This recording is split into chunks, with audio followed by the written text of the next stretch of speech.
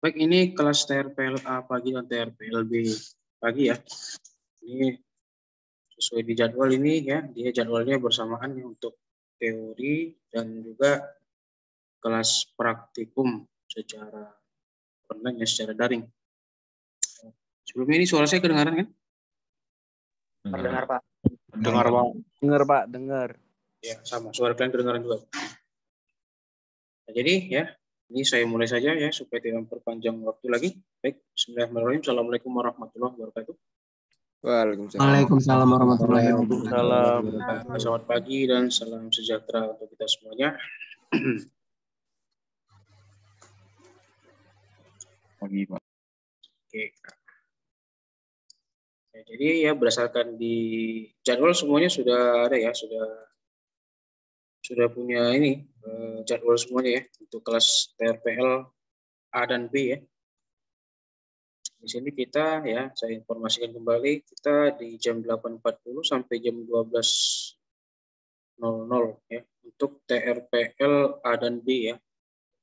Secara bersama-sama ya, itu adalah mata kuliah berbasis data yang teori dan praktek ya sampai jam 12, dan itu dengan ya, ruangannya secara daring ya.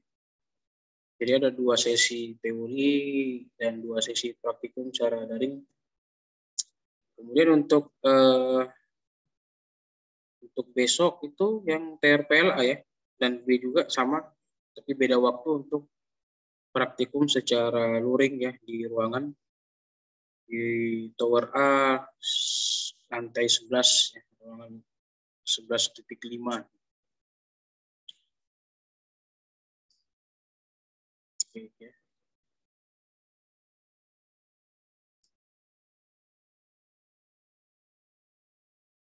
Ya, ini teman-teman yang belum join ini silakan dihubungi ya supaya join semuanya. Jadi ini pertemuan pertama untuk mata kuliah basis data yang diajarkan atau yang diampu oleh saya selaku pengajar dan juga pengajar teori dan praktikum untuk mata kuliah basis data ini. Oke, ini saya share screen dulu ya. Kita membahas pertama itu adalah mengenai perkuliahan.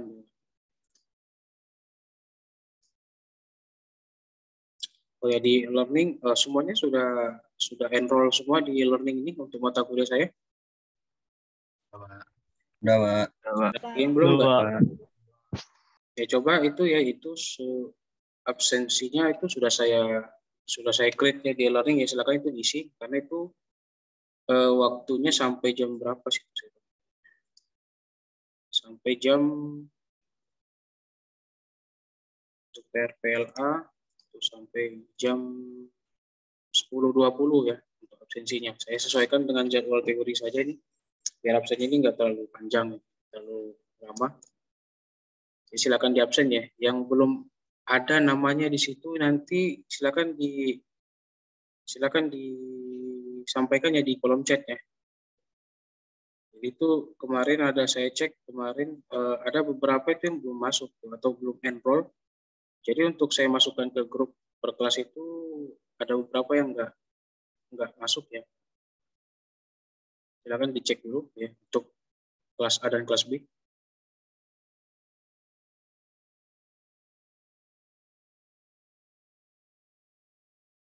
Yang nggak ada namanya silakan disampaikan di kolom chat ya.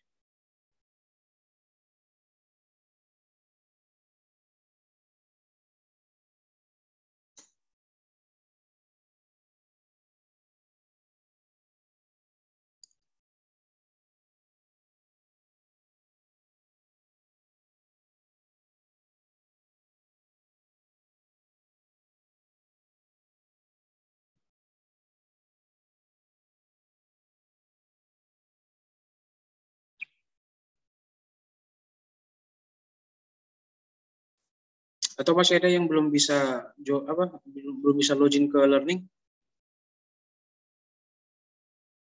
Halo? Sudah, Pak. Bisa, Pak. Yang merah tadi apa, Pak? Yang belum absen atau gimana, Pak? Apa? Yang tanda merah tadi. Itu Muhammad Azrul tuh. Nah, ini kamu ya? Bukan. Iya, ya itu saya. Itu kamu udah absen nggak? Udah kamu isi nggak absennya? Sekarang? Ya. Sekarang belum. Apa? Belum. Ya isi dulu. Baru dia dapat ya. Ini satu kelas berapa? TRPLA ketua kelasnya siapa? Saya, Pak. Siapa namanya? Alfa Alexandra, Pak. Ya, ini satu kelas berapa orang? 12. 11? Satu kelas TRPLA pagi itu berapa orang? 30, Pak. 30 ya. Jadi ini ada 25 nih. Ada lagi nih yang kemarin kayaknya belum enroll ya. Jadi belum saya masukkan ke apa namanya? Ke absensi ya. Ya, yang belum masuk itu namanya coba disampaikan di kolom chat ya, biar saya klik kembali. Oke, untuk yang TRPLB ya, TRPLB ini kebetulan karena mahasiswa perwalian saya ya, jadi jumlahnya juga sama seperti TRPLA juga.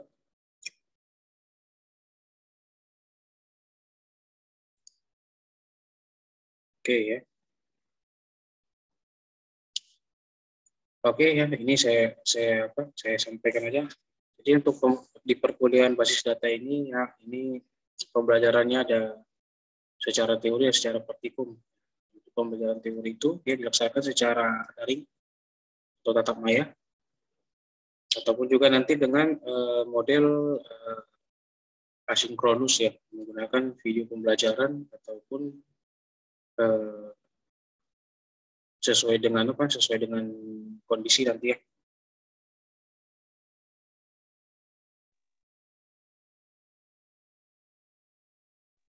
Waduh.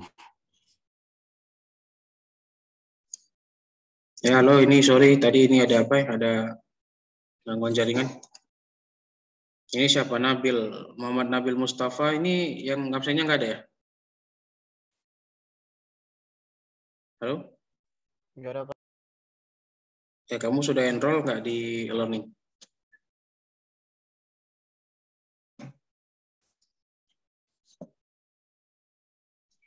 Baru, Pak, tadi pagi. Aduh. Oke ya, nanti saya tambahkan. Yang lainnya juga yang belum apa, silakan disampaikan di kolom chat. Oke, baik. Dalam mata kuliah pengantar basis data ini ya, ini terdiri dari 3 SKS. Untuk teorinya 2 sesi per minggu dan juga untuk praktikumnya 4 sesi per minggu ya. Jadi pengajar itu saya sendiri ya, koordinator mata kuliahnya saya sendiri, dan pengajar untuk teori dan praktikum juga saya sendiri. Nah, untuk perkuliahan basis data ini ya, saya ada buat di e-learning ya, semua sudah cek ini untuk grup masing-masing kelas ya. Kelas di mata kuliah basis data yang saya ampu, semuanya sudah join ya. Saya lihat rata-rata semuanya sudah apa ya. Tapi mungkin beberapa ada yang belum join ya, silakan.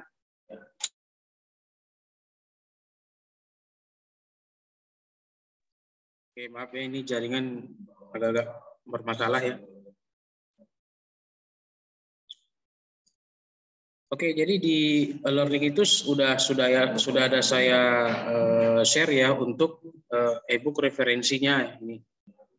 E-book referensi untuk mata kuliah ini yang saya gunakan ya, atau yang akan kita gunakan sebagai referensi ini. Silakan ini di-download juga ya. Ini jadi buku pegangan saja. E-book pegangan ini itu database sistem konsep.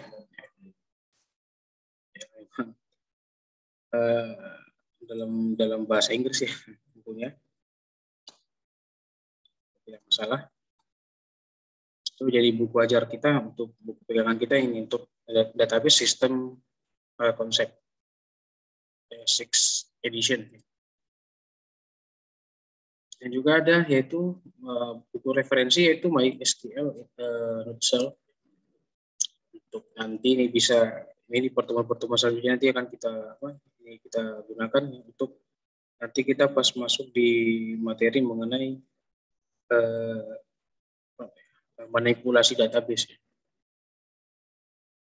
Silakan di-download. Untuk absensi masing-masing kelas itu sudah saya create di learning. Silakan itu sesuaikan absensinya di kelas masing-masing ya. Jangan sampai salah kelas ya, atau masuk ke kelas orang lain. Oke, langsung saya sampaikan untuk kontrak perkuliahannya ya. Semua di learning sudah itu ya, semua sudah saya create.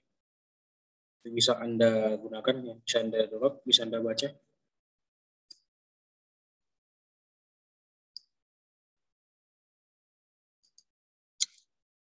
Oke, untuk kontrak perkuliahan ini kelihatan ya, share screen saya kelihatan ya.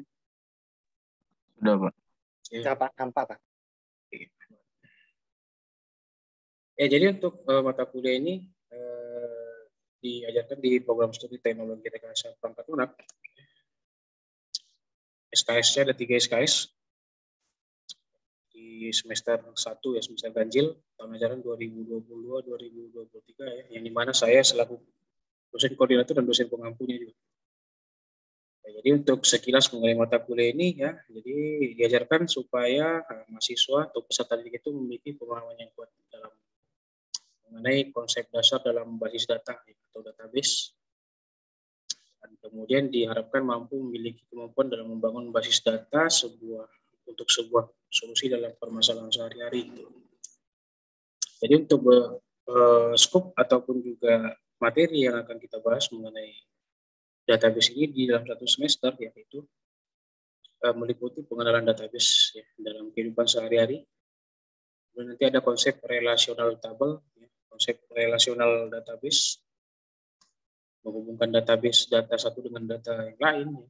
Kemudian konsep pemodelan data dan penerapannya. Kemudian untuk pemetaan model data dan skema relasional database sampai pada tahapan yaitu manajemen database. Untuk capaian pembelajaran yang diharapkan ya pada mata kuliah ini ya. Jadi apa yang menjadi goal dalam mata kuliah ini ya? Apa yang diharapkan setelah mempelajari mata kuliah ini bagi mahasiswa? Itu ada 7 poin di sini, yaitu mampu menjelaskan konsep data, basis data, perkembangan teknologi basis data terkini. Terus sampai poin terakhir yaitu mampu melakukan analisis permasalahan dan untuk memilih solusi basis data yang paling tepat dalam sebuah kasus. Untuk mata kuliah prasyarat SD itu tidak ada ya, karena ini mata kuliah dasar, merupakan mata kuliah acuan untuk pengembangan selanjutnya. Itu peta kompetensinya ya, apa yang dicapai di grafik ataupun juga tahapan yang dicapai dalam mata kuliah ini ya. Jadi goal pentingnya atau goal akhirnya itu adalah ya, di poin terakhir paling atas ini, mahasiswa mampu memberikan solusi basis data ya, untuk suatu permasalahan dengan menggunakan basis data relasional ya, dan non relasional mulai dari tahap perencanaan sampai implementasi atau penerapan ya, dalam sebuah kasus. Yang diharapkan ya untuk goal akhir ataupun juga final dari mata kuliah ini. Dari strategi perkuliahan sendiri ya, ini 3 SKS yang dimana ya setara dengan 2 sesi perkuliahan teori dan 4 sesi praktikum. Untuk kuliah teori dilaksanakan secara daring saja ya, dan praktikum dan panduan modul praktikum serta pengumpulan tugas-tugas, misalnya ada kuis atau latihan, itu semua dilakukan di e-learning.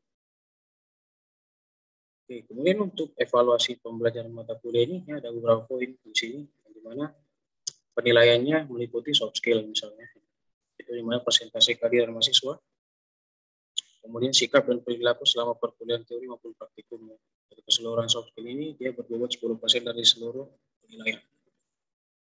Untuk praktikum juga penilaian yang lainnya yaitu praktikum yang dilakukan setiap minggu.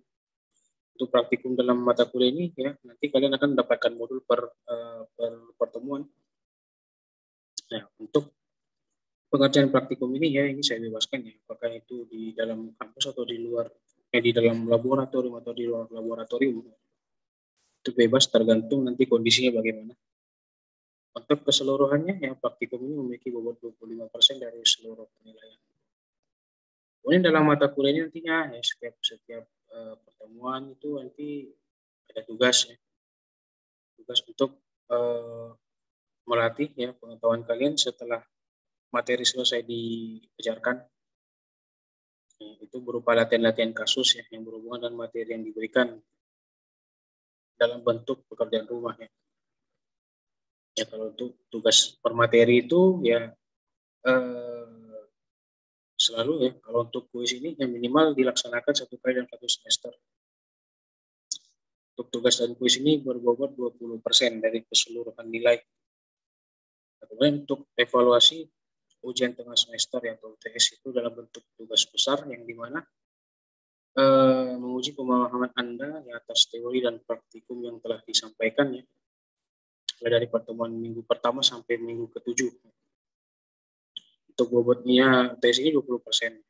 Jadi untuk pengerjaan UTS ini nanti ada yang secara teori dan secara praktik.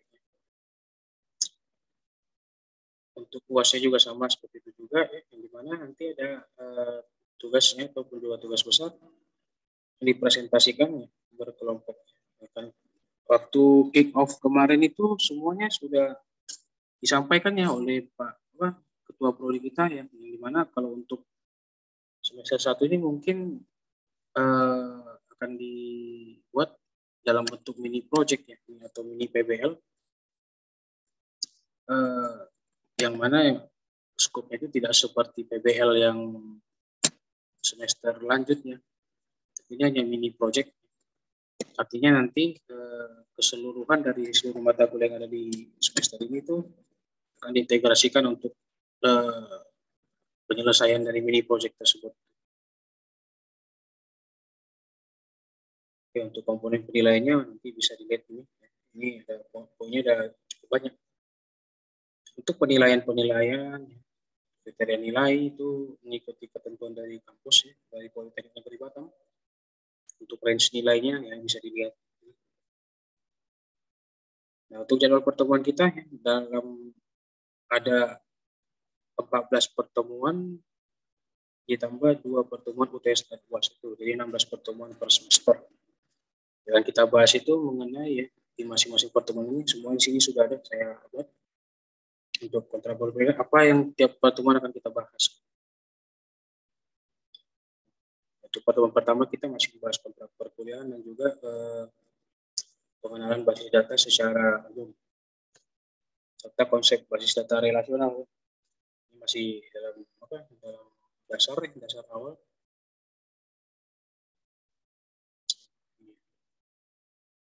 Oke, sejauh ini dari kontrak perkuliahan apakah ada yang ingin ditanyakan?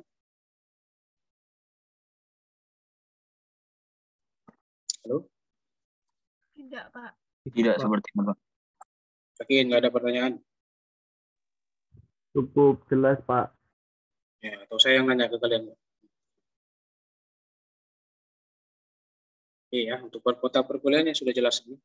Jadi bisa dikerja kembali di learning. Oke, ya. Jadi saya langsung aja ya untuk materi pertemuan pertama ini. Oh ya, sebelum ke materi ya, ini saya sampaikan dulu ya. Jadi untuk hari ini ya,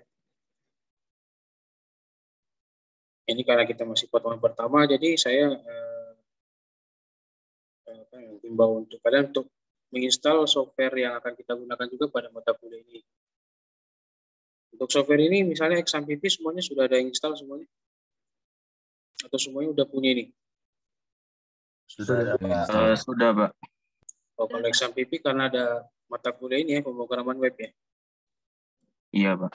Iya, Pak. Ya, jadi bisa digunakan. Untuk text editor juga sudah ya? Sudah diinstal? Sudah, Pak. Sudah, Pak. Nah, untuk software Draw.io-nya? Belum. Belum itu, Pak. Belum, Pak. Belum, Pak. Inilah Belum, Pak. bedanya. Ya.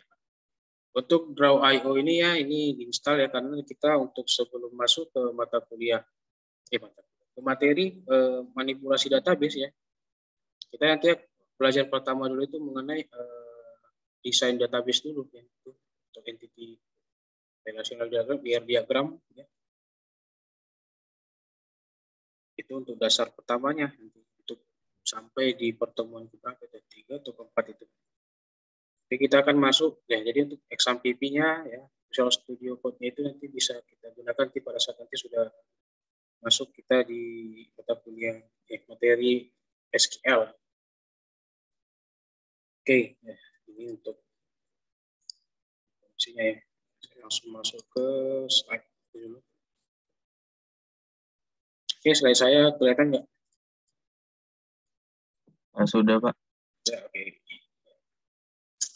Baik, ya ini di materi pertama. Teman pertama ini kita refleksi dulu. Sebelumnya ada yang sudah tahu database itu apa? Kira-kira? Oh, ini dari ada yang apa? Yang tamatan dari SMK, TKJ atau RPL ada? Enggak? Ada? Ada yang dulu dia sekolahnya di SMK kira-kira? Ada Pak, SMK.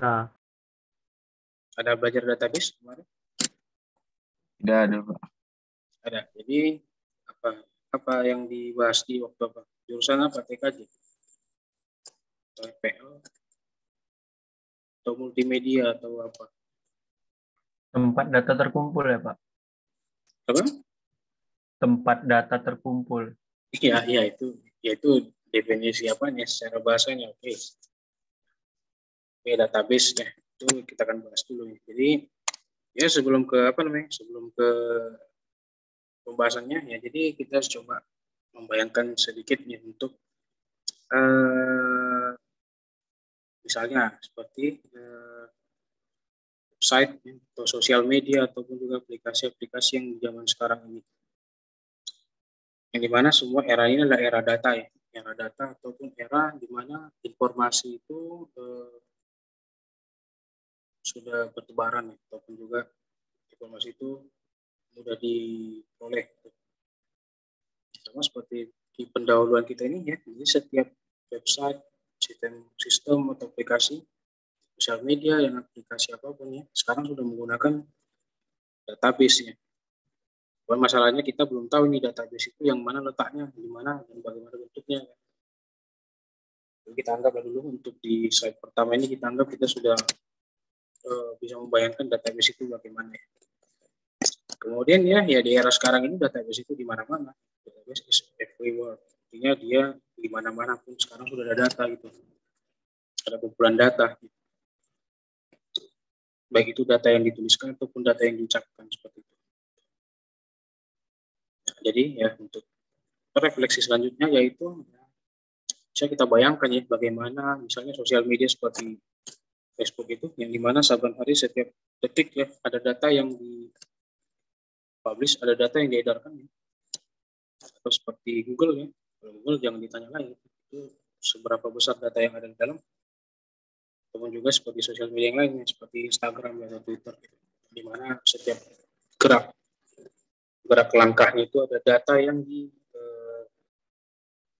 ataupun diedarkan ataupun dipublish. Artinya ini sudah masuk dalam era data. Gitu. Nah, misalnya seperti ini ya, Shopee. Nggak ada yang nggak kenal kan sama Shopee ya? Atau ada yang masih nggak kenal sama Shopee? Tidak, Pak. Kenal, Pak. Kenal semua kan? Kenal ya? Kenal, Pak. Tahu, Pak. Tahu ya, apalagi promonya. Gitu.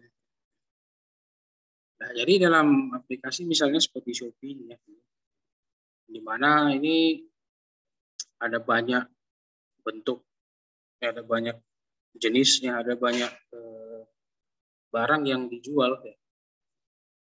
Ketika kita searching ya, atau search sesuatu itu dia akan memunculkan data ya. Tidak jarang data yang kita cari pun juga ditampilkan dalam bentuk yang sangat banyak. Nah, ini dia yang tampak ya, ini yang tampak di hadapan pengguna gitu. Menampilkan nama produknya apa, ya harganya, kemudian dia di daerah mana diiklankan ataupun dijual ya barang-barang itu. Artinya semua ini kan dia dari banyaknya label ini ya, yang disebut data kan. Jadi setiap produk ini kan memiliki informasi itu. Nama produknya apa ya, harganya apa, berapa, dan lokasi dari tempat dari produk ini di mana gitu. Jadi itulah informasi yang ditampilkan oleh sistem ya, yang bisa kita tahu, kita kenali.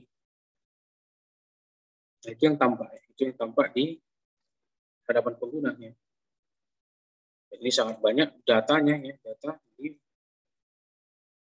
suara saya macet-macet ya. Iya, Pak. Iya, Pak. Macet-macet, Pak. Apa nggak Tidak dibilang? macet-macet. Iya, Tidak, Pak. Pak, macet-macet. Di tempat saya tidak, Pak. Kenapa di tempat Azrul tidak? Ini ada apa? Saya akan Tidak, Pak. Oke. Dari Biar saya kondisikan kembali suara saya supaya tidak macet ya. Oke, ini masih macet suara saya? tidak, Pak, tidak, Pak. Tidak, Pak. Kalau macet kentang dia, Pak. Kalau macet suara saya, kalian ribut aja itu nggak apa-apa. Tapi yang ribut kali nanti bahaya.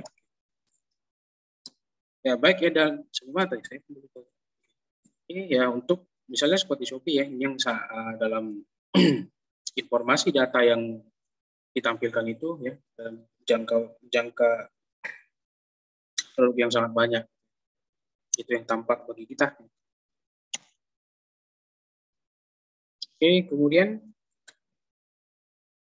misalnya Google Maps ya, yang dimana di sini misalnya ini alamat kampus kita, Politeknik Negeri Batam, menampilkan titik di mana letaknya, yang kemudian di dalam detailnya dia menampilkan informasi alamatnya di mana, gitu. Kemudian informasi yang lainnya seperti kontak, ada website. Nah, ada juga menampilkan data misalnya seperti gambar ataupun juga aktivitas atau ulasan-ulasan dari netizen ya, atau komentar dari usernya. Artinya data yang nampak ini yang disebut sebagai informasi bagi kita ya. Informasi yang dimana setiap titik ini memiliki informasi yang berbeda gitu. Dan ada banyak titik ya, berarti ada banyak informasi yang bisa diketahui oleh user atau pengguna gitu. Atau seperti website kita juga ya, sistem informasi dosen ini juga menampilkan banyak informasi itu, data.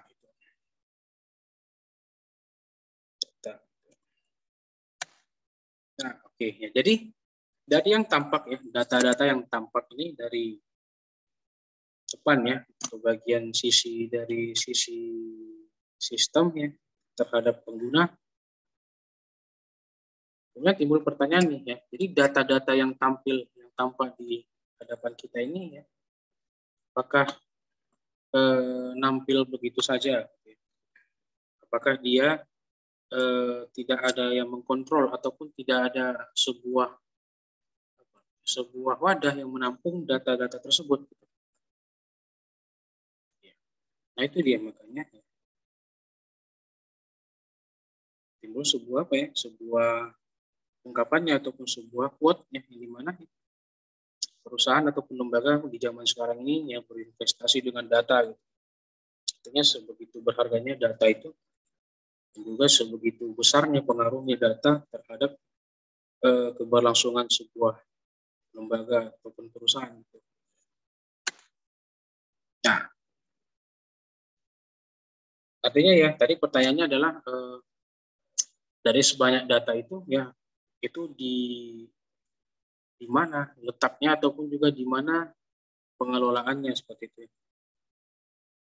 Misalnya ini ya, Ini server data center dari, katakanlah ini contohnya ini yang saya kutip itu dari data centernya Google. Google yang kita akses selalu, diakses dimanapun, di belahan dunia manapun ya. Itu dikelola seluruh data itu dikelola di ada data centernya, ada wadahnya, yang mana dikontrol dalam bentuk satu ruangan besar ya. Bahkan mungkin lebih dari gambar ini mungkin yang kita ketahui. Jadi data-data yang tampil itu, yang tampak ke kita itu ya, jadi dia dikontrol seperti ini gitu, ataupun juga dihimpun seperti ini. Kemudian bisa di-manage oleh operatornya atau adminnya seperti itu. Barangnya. Itu ya untuk wadahnya. Nah, kemudian untuk kegunaannya juga ya, data ya, sebuah data gitu. Nah, ini misalnya ada Liverpool. Ini ada penggemar Liverpool gitu. Atau ada apa gitu. Saya contohkan aja ya, misalnya ini di berita tahun 2020 ya. Nah, ini kaitannya dengan sebegitu pentingnya sebuah data itu ya, ataupun sebuah ilmu sains data itu. Jadi ya pada waktu itu klub Liverpool ya menggunakan data yang kredibel ya, untuk menentukan posisi dari informasi dalam pertandingan ya. Tentunya mereka menggunakan pengetahuan ataupun juga menggunakan strategi dalam menyusun formasi yang menggunakan data, yang dimana dia dapat memberikan efek yang sangat luar biasa terhadap permainan mereka waktu tahun 2020 ya. Atau mungkin kalian kemarin melihat ini, mungkin pertandingan ini ya. Saya juga lupa ini pertandingannya kapan. Artinya intisari yang didapatkan adalah ya data. Sebegitu pentingnya sebuah data itu ya, bagi banyak kasus ya, ataupun banyak permasalahan. Nah, dari tadi kita bahas mengenai data terus ya. Data ya, sampai kita mikir ya data ini apa gitu, sampai kok heboh sekali sampai dibahas gitu. Ya, dari data sendiri ini ya, secara awalnya ya, ternyata data itu sebenarnya adalah kata jamak. Jamak artinya unsurnya itu sebenarnya tidak hanya satu, gitu. Ada banyak unsur. Gitu. Kalau dalam bentuk singularnya ya, ya, itu adalah disebut datum. Ada pernah dengar sebelumnya istilah datum ini? Belum, Pak. Belum, Pak. Baru dengar sekarang? Iya, baru dengar. Ya, memang sudah saatnya untuk didengar. Jadi ternyata data ini adalah dalam bentuk jamak ya. Jamak artinya data itu berarti ada kumpulan beberapa datum kalau disebutkan. Datumnya sendiri itu adalah bahasa Latin ya. Tapi pada KBBI dia diserapnya menjadi bahasa Indonesia juga ya. Menyatakan unsur sebuah informasi, partikel paling kecil ya. Kalau ibaratnya dalam pelajaran kimia itu ibaratnya seperti atom gitu. Partikel paling kecil dalam data gitu. Bagaimana bentuk data dan datum itu nanti kita akan lihat ya selanjutnya ya. Jadi sebuah datum inilah adalah sebuah tunggal ya, atau sebuah informasi tunggal. Artinya itu ada entitasnya tunggal, objek tunggal ya istilahnya, entitasnya. Kemudian ya dia berdiri sendiri itu istilahnya dalam bahasanya, etimologinya. Kemudian ya data sendiri itu dapat mewakili ya sebuah kumpulan yang di pengetahuan yang disimpan, bisa dalam bentuk angka atau dalam huruf seperti itu. Nah, sebuah data ini dia bisa berarti ya. Dia tidak ada artinya sebuah data ini sebelum sampai dia ditafsirkan ya, atau dijabarkan. Jadi data itu kan ada, kalau kita pernah dengar itu ada namanya data mentah gitu. Data mentah, data yang belum diolah, data yang belum tahu ini gunanya untuk apa gitu ya. Jadi sebuah data itu bisa berarti, ya, bisa menjadi sebuah hal yang berguna ketika dia ditafsirkan. Tergantung kasusnya apa. Gitu. Nah, ini dia untuk ilustrasi dari datum dan data itu di mana letaknya. Jadi kalau datum itu, ya, ini misalnya ada tabel nih, tabel ini ya itu kan terdiri atas beberapa, ya, ada beberapa informasi di sini ya. Misalnya nama sekolah itu ada A, B, C, D, E gitu.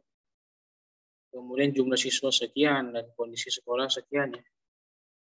Artinya datum itu adalah unsur-unsur yang satu persatu ini, ya, misalnya 100, 125 gitu. 250, 300 dan sekalian dan selainnya gitu ya.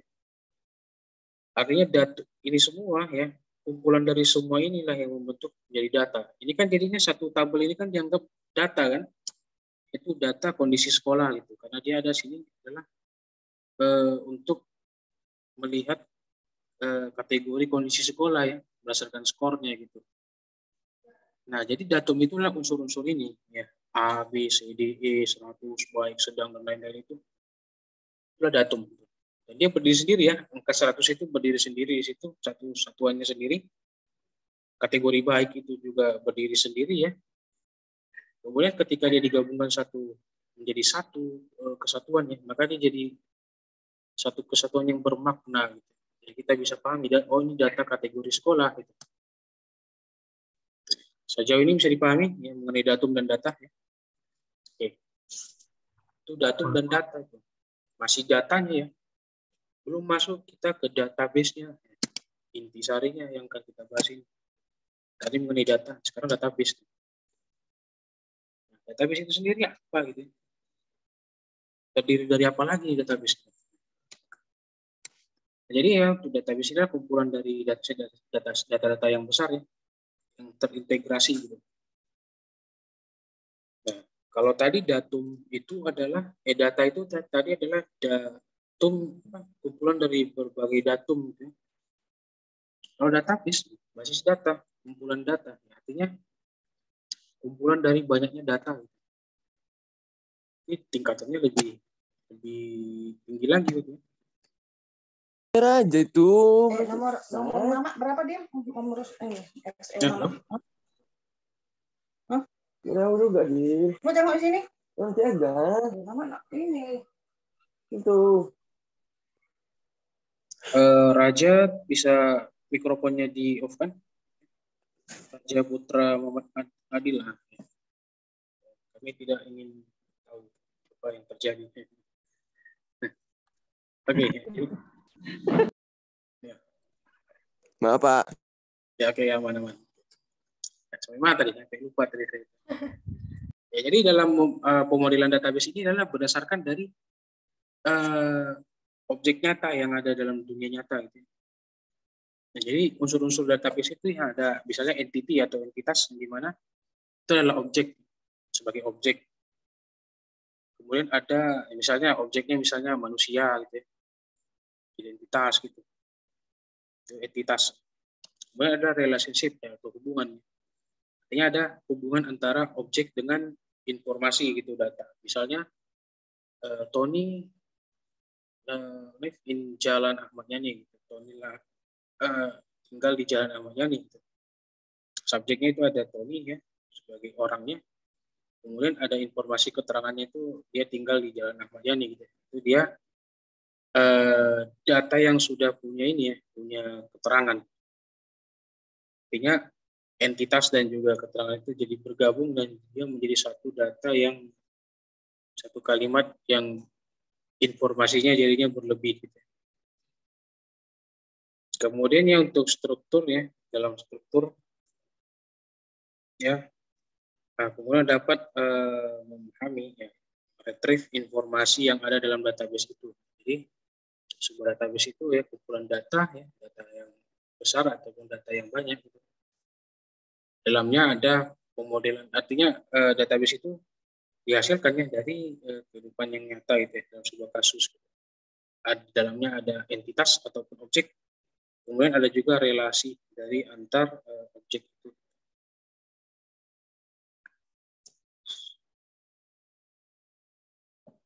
Ini dia untuk dipecahkan ya untuk database dan database. Kalau data tadi kan mengenai fakta atau informasi yang mana dapat dikalkulasikan, ya dapat dianalisis dan dapat juga direncanakan. Kemudian untuk informasi ini yang dimana dapat dihasilkan oleh sebuah komputer ya. Kita akan menerapkannya dalam komputer. Kemudian untuk base sendiri ya atau basis itu ya bagi berikut ini bisa dipahami. Nah kemudian untuk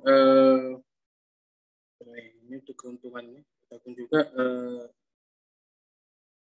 objek dalam database itu yang bisa dilakukan apa gitu, pengaruhnya dan juga apa yang menjadi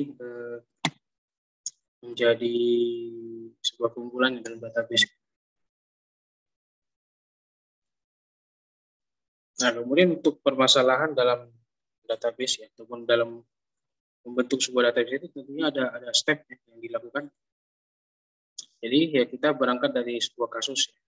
Kita membutuhkan sebuah analisis untuk sebuah kasus yang nanti kita akan modelkan ya terlebih dahulu dengan menggunakan pemodelan dan kemudian ya kita mencari skema relasional dari antar atau menghubungkan antar tabel yang saling berhubungan ya. Skemanya, membentuk skemanya dan kemudian itu ditahapkan untuk memanage-nya atau manage database-nya itu untuk tahapan desain database. Ini ada saya gambarkan untuk saya gambarkan sebuah ilustrasi di mana ini secara umum ya ataupun secara singkat ya untuk pemahaman dari database itu.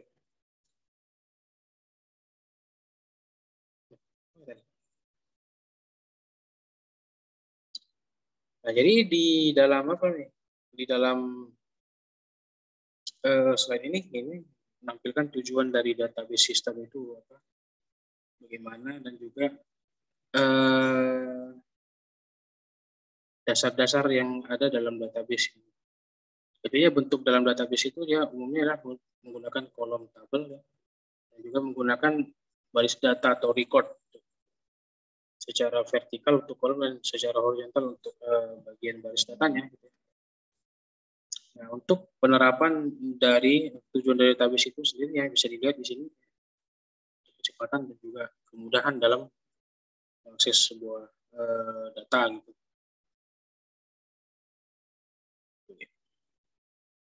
Kemudian nantinya juga ya ada software ataupun juga software yang digunakan untuk membangun database, manajemen database ya. Menggunakan fitur-fitur apa ya, misalnya seperti Oracle, MySQL, Microsoft Access juga bisa ya. Jadi kita di semester ini kita khususkan untuk membahas MySQL. Nah untuk data misalnya, untuk data, bagian data ini berkaitan juga dengan komponen database tadi ya, di mana tadi ada entitas,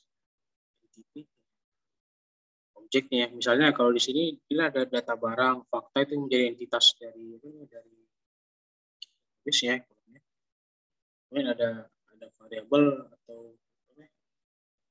ataupun juga atributnya dari informasi di dalam tabel database. Itu nanti selanjutnya kita bahas. Nah, jadi untuk studi kasusnya, contoh studi kasus misalnya misalnya di data mahasiswa politeknik misalnya. Artinya kan dalam data mahasiswa kampus ini kan tentunya banyak ya. Ada banyak data ya, di mana bisa data itu mungkin dalam bentuk ribuan data.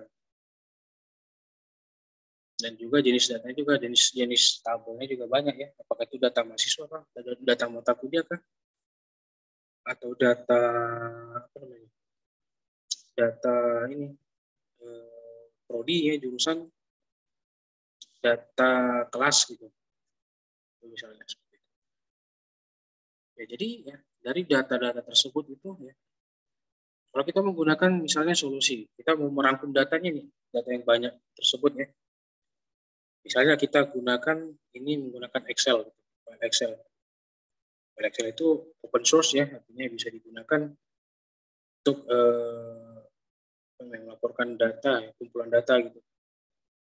Ya, meskipun dari Excel sendiri itu ada banyak keuntungan ya, itu di mana di sini ada keuntungannya yaitu misalnya dia simple ya, karena Excel itu bisa digunakan oleh siapa saja ya, dan terbuka. Kemudian dia mudah untuk di-share atau dibagikan ke orang. Kemudian mudah untuk dikelola, di-manage ya.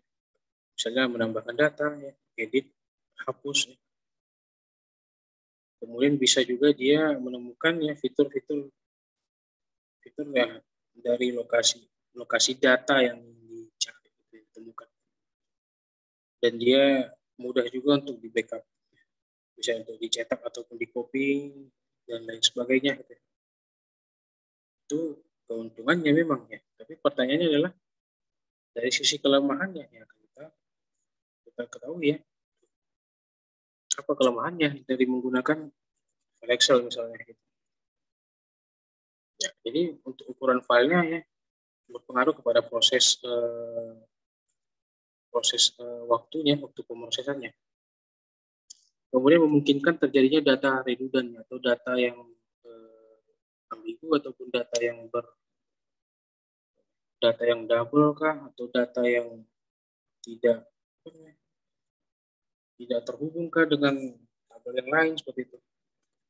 Kemudian kelemahannya yang lain itu adalah untuk data relasinya, ya, di mana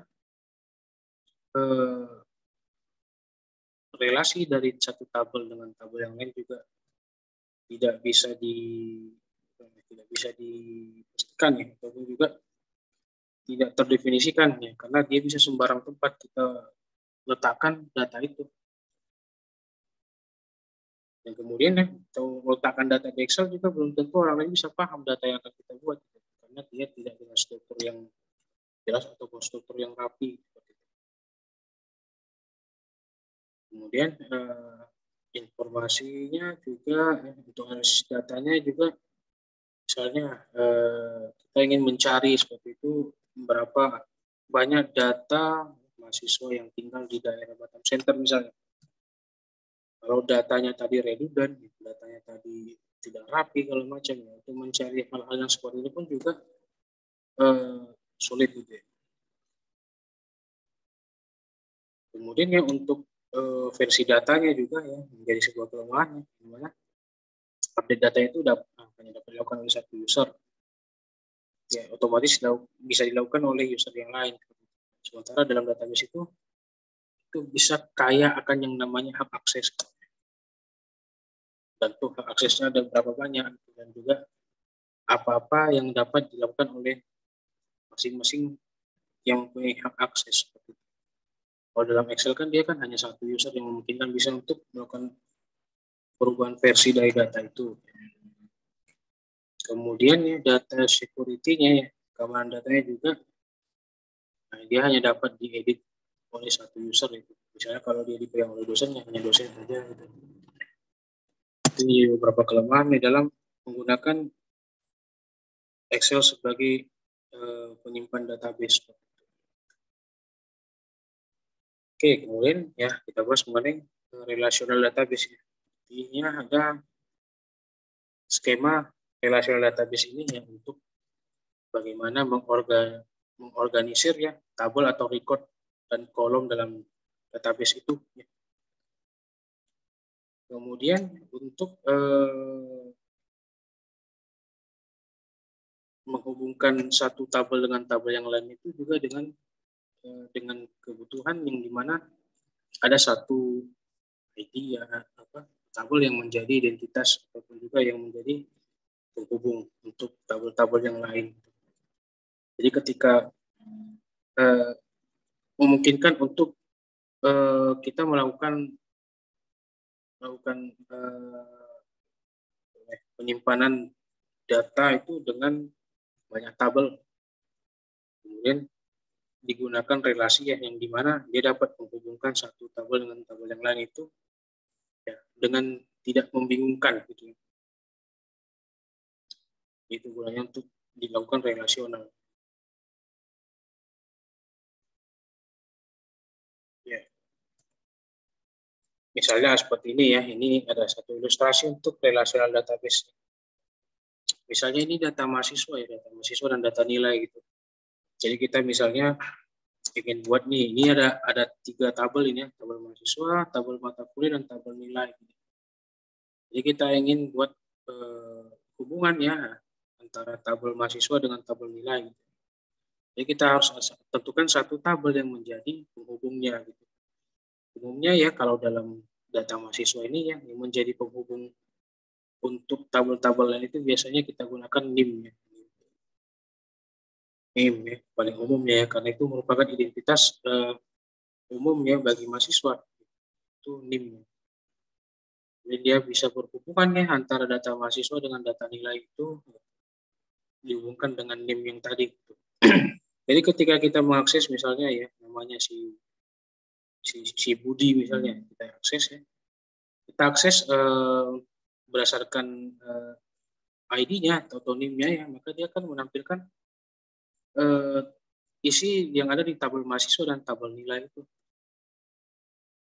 Dan juga ya dari tabel nilai ini juga ya dia berelasi dengan tabel mata kuliah itu ya, karena dia berkaitan dengan nilai mata kuliah.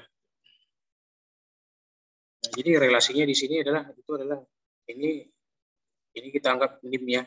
Ini salah tulis memang. Harusnya NIM bukan NPM.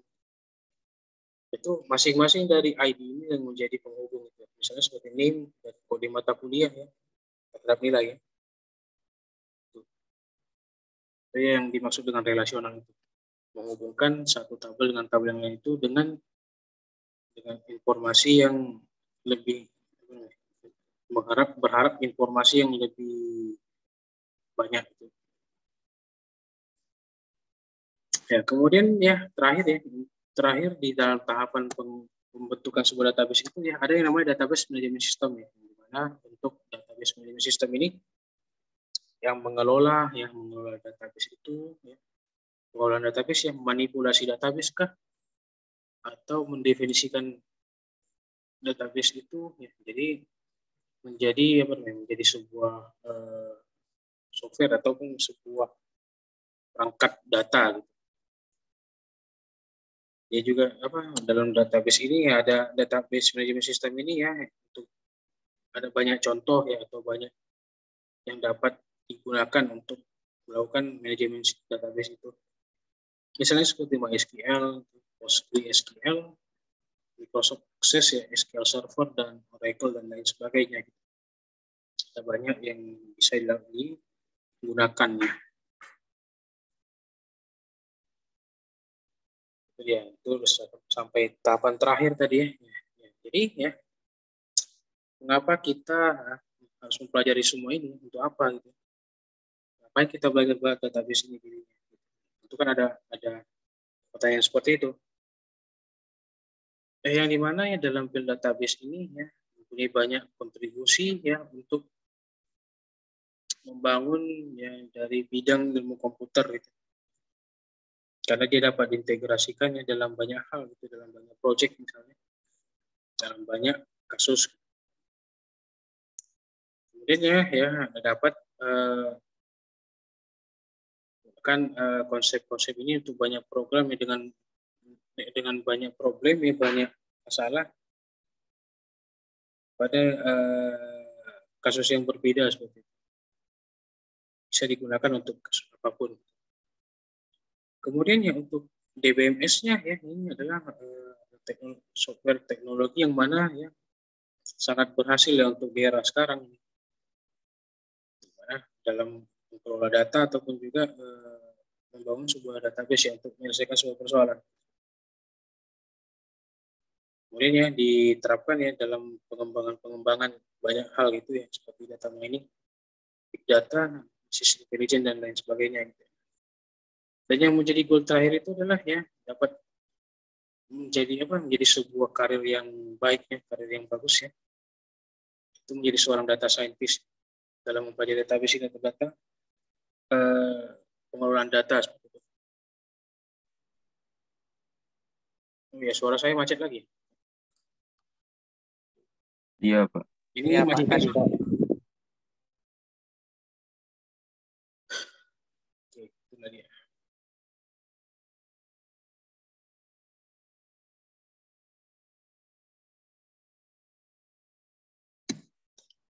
Oke, ya itu untuk materi untuk hari ini ya, untuk teori yang hari ini. Nah, jadi ada sebuah ungkapan nih, data itu adalah seperti minyak baru katanya. Kita butuh ya kita cari ya, kita ekstrak, yang bisa kita uangkan gitu. Artinya di era sekarang ya sampai quote seperti ini dicetuskan, artinya sebegitu berharganya data itu sekarang. Sampai disebutnya sebagai minyak baru itu.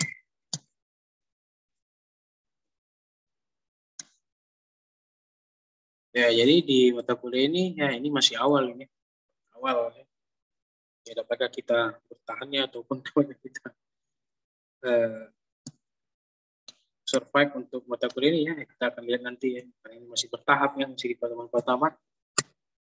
Dan untuk praktikumnya pun juga masih daring ini di jadwal praktikumnya. Untuk referensinya, oke.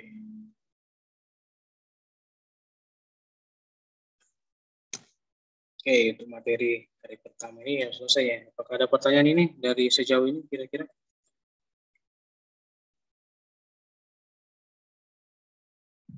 Tidak, Pak. Yakin? Tidak ada pertanyaan? Yakin Pak, tidak ada. Belum ada, Pak. Belum ada ya, lagi nyusun pertanyaan. Baik ya, untuk software yang tadi itu yang ini ada satu lagi yang belum kalian install ya, berarti tinggal yang pertanyaan Ada yang ini. bertanya. Oke ya, ada pertanyaan ini ya dari chat ini, O3 ya. Saya bacakannya pertanyaannya ya, Pak, kenapa data pribadi rakyat Indonesia sering bocor? Pak, kenapa data pribadi rakyat? Misalnya data apa ini? Yang itu ya data KTP kah, data apakah itu yang sering kita dengar sekarang. Tentunya kalau ada data bocor, tentunya itu ada celah ya, ada celah dalam data itu.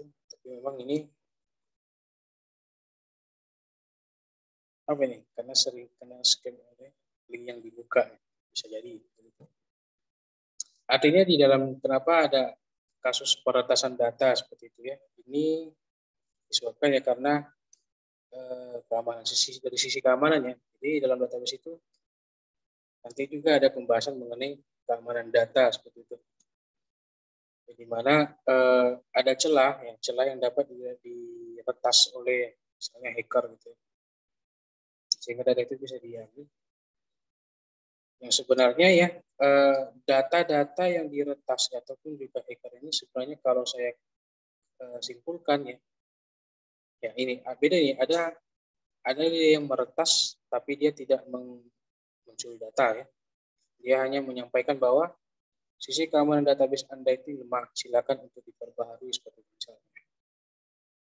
Kaitannya juga dengan, tapi dikhawatirkan juga data itu bisa dicuri seperti itu ya. Mengenai kenapanya ya tentu berarti ada satu sisi keamanan yang tidak maksimal. Kemudian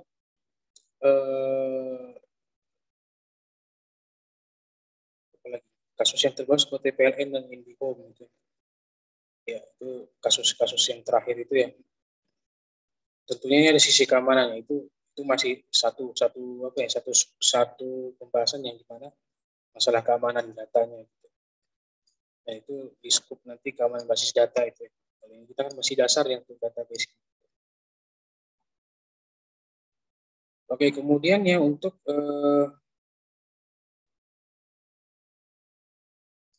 pertanyaan lain apakah ada? Ini kira-kira.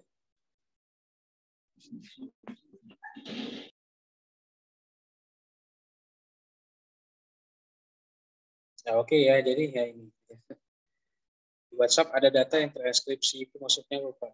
Jadi pihak WhatsApp juga tidak bisa melihat isi chat kita. Jadi gini, ya, untuk data terenkripsi itu artinya data yang hanya dapat dilihat oleh misalnya ada 2 user gitu, 2 pengguna. Gitu. Kemudian apakah bisa nggak pihak WhatsApp itu melihat isi chat kita ya? Ini dari segi hak akses itu ya dia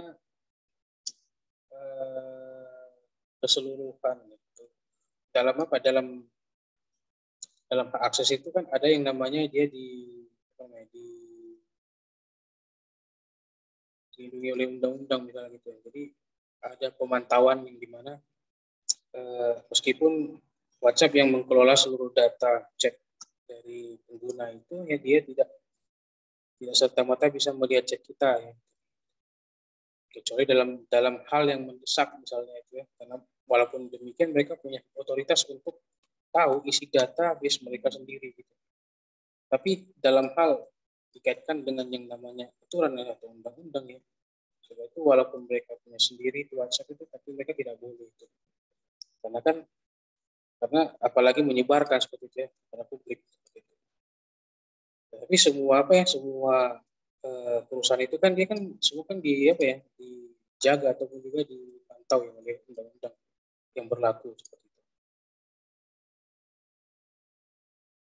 Apa? Kalau online nggak balas chat gimana tuh? Oh, saya paham maksudnya.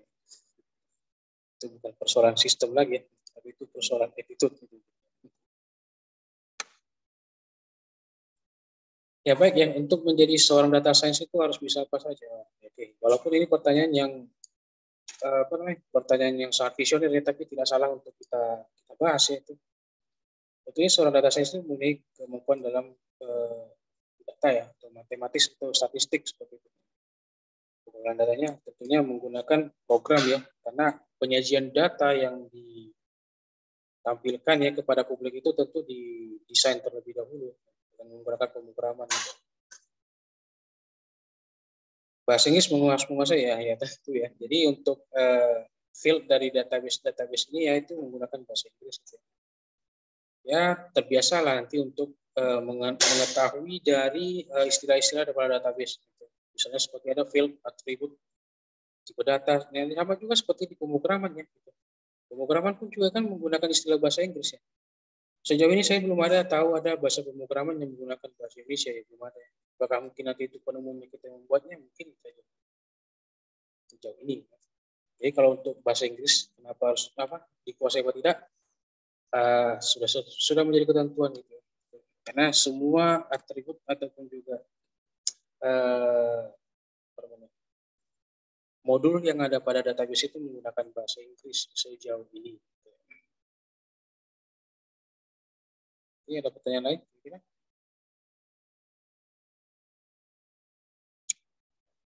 Masih ada pembahasan? Belum ada, Pak. Ya, apa? Tidak ada, Pak. Oke, semuanya ini ya, kalau ada pembahasan atau pertanyaan itu boleh di grup ya, ditanyakan ya. Oke, untuk praktikum kita pertama ini mungkin belum ada ya. Mungkin besok ya. Besok kita ada masuk di kelas ya. Ada, Pak. Kelas, ya. Jadi itu ya untuk software yang ini. Satu lagi tuh ya, yang Draw.io itu silakan diinstal itu. Untuk cara-caranya kan sudah ada di situ ya. Karena itu kan saya share kan dalam bentuk video itu, video di YouTube. Jadi silakan itu diinstal ya. Kalau untuk Visual Studio Code dan SAMPP-nya ya sudah kali ini. Karena kita untuk membangun database itu kita perlu pertama mempelajari tentang bagaimana menggambarkannya dulu ya. Menggambarkannya ya. Jadi bisa membayangkannya. Jadi bisa nanti untuk menerapkannya ke dalam bentuk query ya atau SQL. Oke ya. Jadi saya pun ya di pertemuan pertama ini juga ada memberikan sebuah tugas juga. Tugas teori ya, tugas teori yang tidak begitu sulit. Nah, jadi untuk di pertemuan pertama ini kita anggaplah tugas pertama ini sebagai pemanasannya untuk pemanasan selanjutnya. Gitu. Akan ada lagi yang lebih panas lagi di pertemuan selanjutnya. Gitu. Nah, jadi itu tugas teori pertama ini ya. Ini tantangan pertama ya. Silakan untuk kalian download ebook referensi yang tadi sudah saya publish di sini. Yang ini ya, database sistem konsep itu. Kemudian silakan dibaca untuk bab kedua ya, atau chapter kedua itu bagian subbab 2.1 sampai 2.4 itu. Ya, kemudian itu diringkas ya, ringkas menggunakan bahasa sendiri ya, jangan menggunakan bahasa yang sama dengan orang lain gitu. Ini untuk panas ya. Ya, kemudian tuliskan ya summary atau ringkasan Anda itu menggunakan PDF, file PDF. Nah, untuk tugas ini menggunakan bahasa Indonesia aja gitu, Bapak. Kemudian nanti upload di learning ya di sini. Nah, ini untuk upload tugas di learning semuanya sudah tahu ya. Mungkin di dosen mata kuliah sebelumnya sudah banyak yang menerangkan gitu. Untuk upload tugas sudah tahu kan? Sudah, Pak. Ada Pak. Sudah Pak, sudah. Oke ya. Kemudian catatannya ya. Menulis kembali itu ya. Itu berbeda dengan mengutip mengutip. Jadi, kalian buat tulisan sendiri atau bahasa kalian sendiri ya. Untuk nama filenya ya, kalau tadi itu menggunakan file PDF, ya. Silakan gunakan nama filenya itu tentunya seperti ini, supaya nama file itu seragam. Jadi misalnya T1 itu artinya teori 1 yaitu tugas teori 1. Kemudian NIM Anda, kemudian kelas Anda itu kelas apa, A atau B kah itu. Kemudian pagi, kemudian kode dosennya. Kode dosen saya sudah tetap itu ya AM. Dan diubah lagi. Ya. Itu untuk tugas teorinya ya. Dan itu saya create kemarin itu sampai hari apa ini? Hari Rabu 31 Agustus 2022 pukul 23.59 WIB. Jadi saya berikan waktu 1 minggu ya. Ada yang bertanya tuh, Pak. Ada yang bertanya ya. Ya untuk tugas ini ya diringkas itu ya di file ya, file ketik. Ya, semua sudah punya komputer ya. Sudah punya laptop kan? Alhamdulillah sudah, Pak. Alhamdulillah. Ya, baik ya. Terima kasih. Siapa tadi?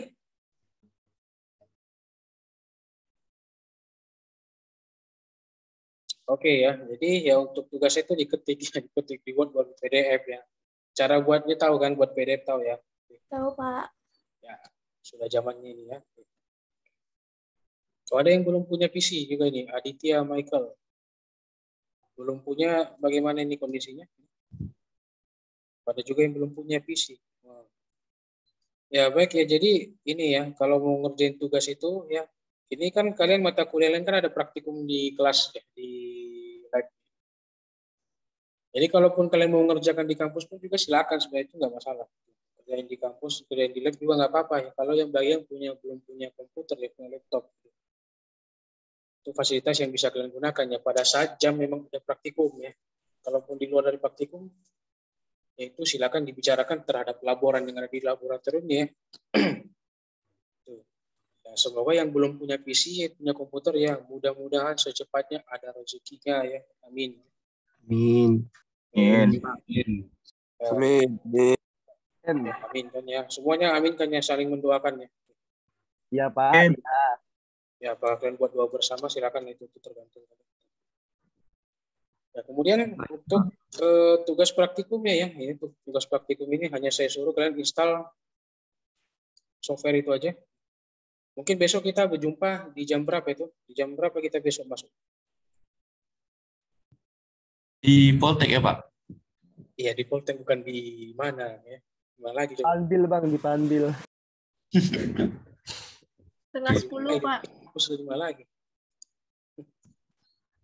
Itu besok kita masuk praktikum lanjutan itu di jam 9.30 sampai jam 11 ya. Itu di ruangan Tower A 11, di lantai 11 5 ya. 11 5 itu. Ya udah tahu kan di mana itu ya? Kan udah masuk kan? Udah ada yang masuk kan? Belum, Pak. Belum. Oh, belum ada kan? Belum sama Online terus Pak di RPL nih. Baru masuk gedungnya doang, Pak. Ya udah, mungkin besok lah sejarah pertama kalian masuk lab ya bersama saya. Iya, Pak. Ya, ingatlah sejarah itu. Oke ya, jadi untuk software itu ya silakan di install. Tinggal satu lagi ya. So kita mulai untuk untuk praktikum pertama ya, untuk lanjutan praktikum secara tatap muka. Ya, untuk ini ya, untuk pertemuan pertama ini ya cukup ini. Untuk absen bagaimana? Sudah diisi semua absennya? Sudah, Pak. Yang di TRPL. Oh ya, ini saya Sudah, Pak. semuanya sama kalian nih. Saya mau absen Malas. juga. Apalagi yang TRPL, kalau TRPLB ya karena kebetulan saya walinya, dosen walinya. Untuk TRPLA saya juga mau kenalan lah. Nambah-nambah kenalan gitu. Ya, Pak.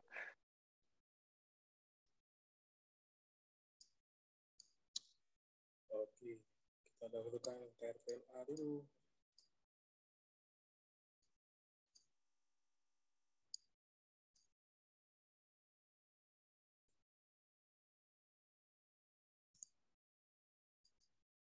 Oke, saya absen dulu ya. Seto Cahyadin ada? Hadir, Pak. Seto ada? Ada, Pak. Ada. Noval Zahwan. Saya, Pak. Muhammad Azrul. Saya, Pak. Saya.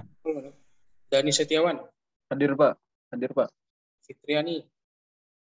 Hadir, Pak. Fauzan Ilharashki. Hadir, Pak. Oke. Ini Aulia Fitri. Hadir, Pak. Gebi Amanda Putri. Hadir, Pak. Clarissa Ofriana. Hadir, Pak. Galih Tririzki. Hadir, Pak. Jonathan Sidabutar. Hadir, Pak. Stefani Julianti. Hadir, Pak. Khairi Lutfi. Dilan. Mana? Ada Khairi Lutfi.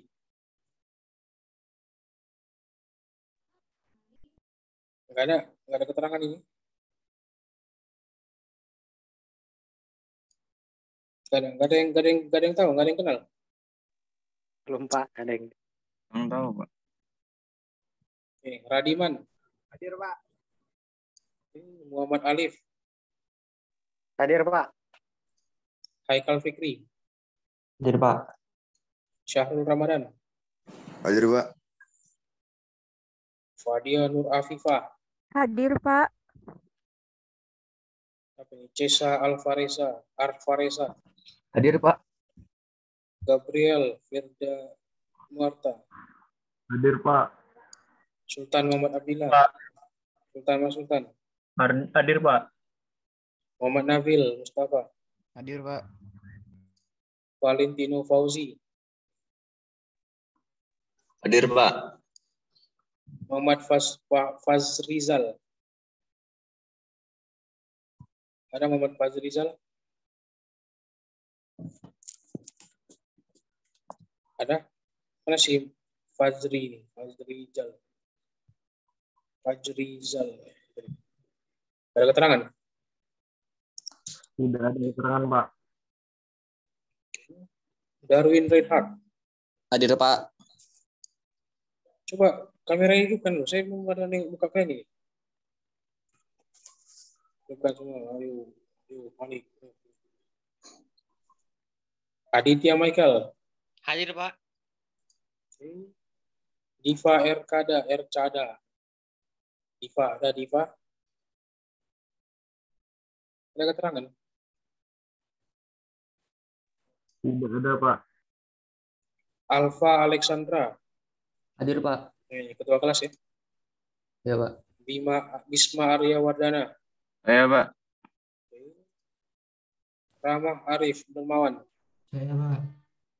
Ada Ramah? Saya, Pak.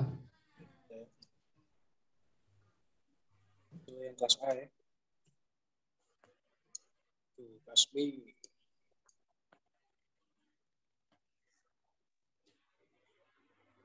Noris ada, Noris Parompon. Hadir, Pak. Giovanno Ardi. Hadir. Naufal. Hadir, Pak. Hadir. Mana.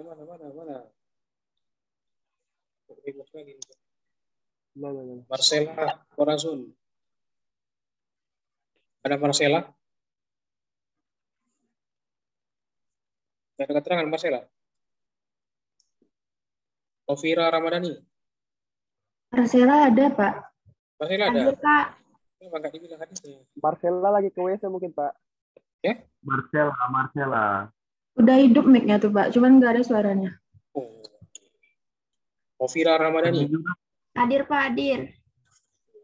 Ya. Disa Ufaira.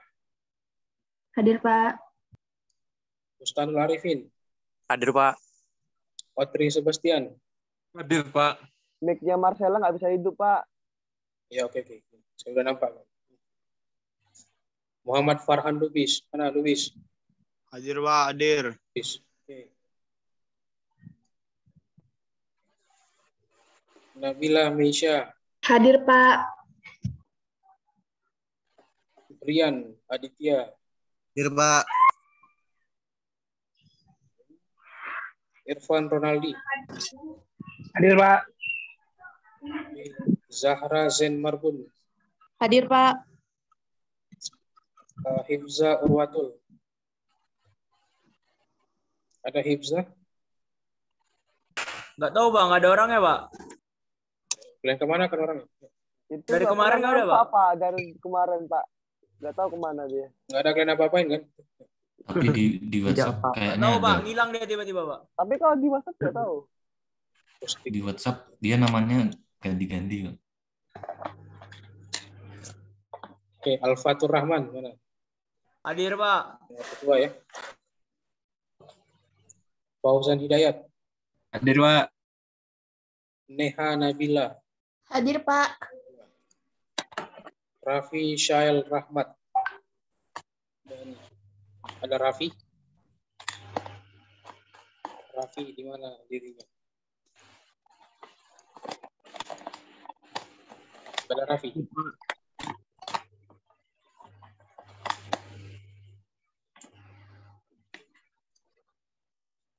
Khairian Noval. Ada Khairian. Hadir, Pak. Itu, Pak. Di komen.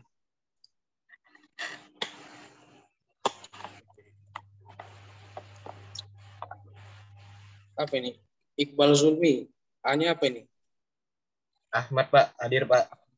Ahmad Iqbal Zulmi. Oke. Aklen Pradetnos. Hadir, Pak. Ryan Khaisar.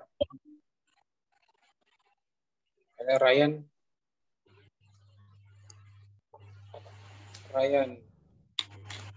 Keterangan? Ya, Pak. Sip.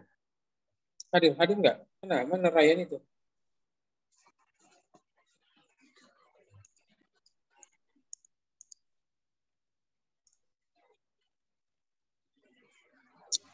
Rizka Putri Syahibah. Hadir, Pak. Hadir. Oke.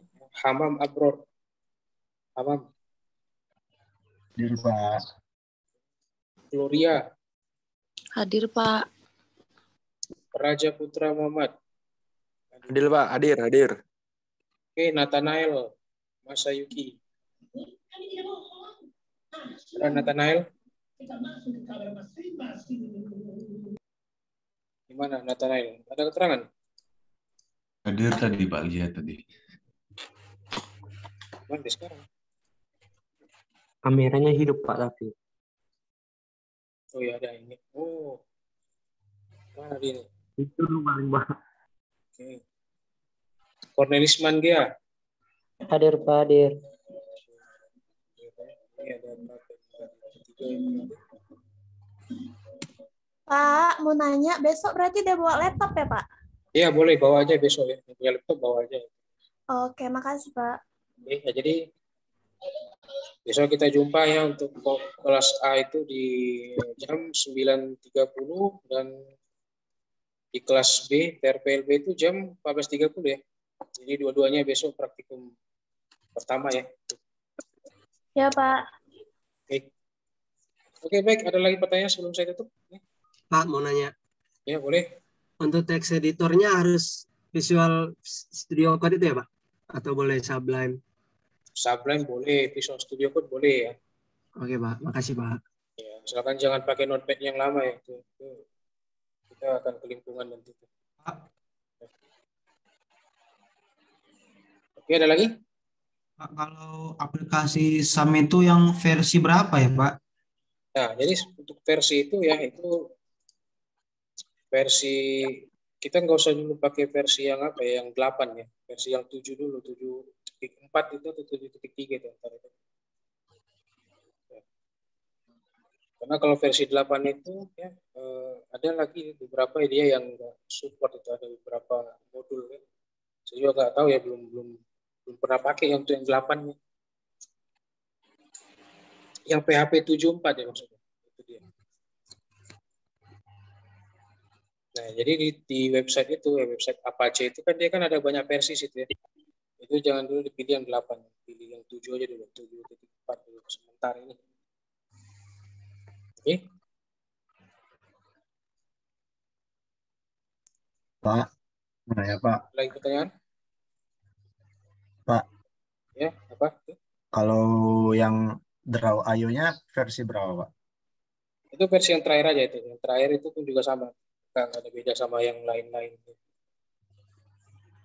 Baik, Pak, makasih. Jadi yang di tutorial itu mungkin nanti kalian lihat nanti versinya itu ada beda ya. Karena itu Draw.io ini ya kemarin perubahan versinya itu cepat ya.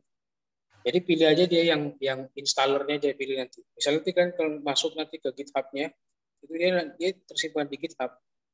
Nah, jadi pilih yang installernya aja. Oke ya. Ya selebihnya jika ada kesulitannya boleh didiskusikan di grup ya. Jangan sungkan-sungkan ya. Oke, ada lagi? Pak, mau nanya, Pak. Ya, apa? Laptopnya perlu internet nggak, Pak? Nanti. Kalau untuk Draw.io itu ya, itu saya kemarin itu nggak pakai internet sih.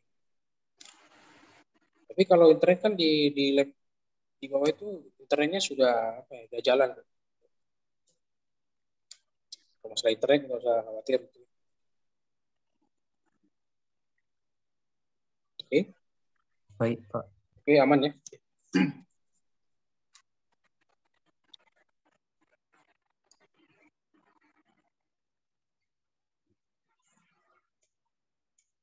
Ya, setelah ini ada masuk lagi, kalian?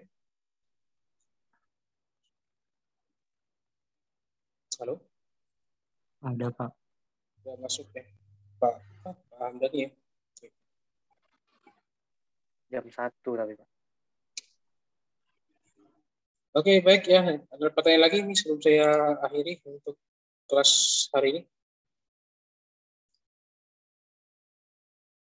Cukup, Pak. Ya, cukup ya. Kayaknya cukup aja ya. Oke, sampai jumpa untuk besok di praktikum pertama. Siapkan segala sesuatunya ya. Sampai jumpa besok. Ya, Pak. Nanti. Baik, Pak. Oke ya, saya pikir ini saya cukupkan aja nih untuk apanya, untuk materi hari ini ya. Terima kasih sudah berhadir pada hari ini. Sampai jumpa pertemuan selanjutnya. Oke, Pak. Oke, Pak. Terima kasih, Saya Pak. akhiri saja. Wassalamualaikum warahmatullahi wabarakatuh dan selamat pagi untuk kita semuanya. Waalaikumsalam warahmatullahi wabarakatuh. Pak. Makasih, Pak. Terima kasih, Pak. Terima kasih, Pak. Makasih, Pak.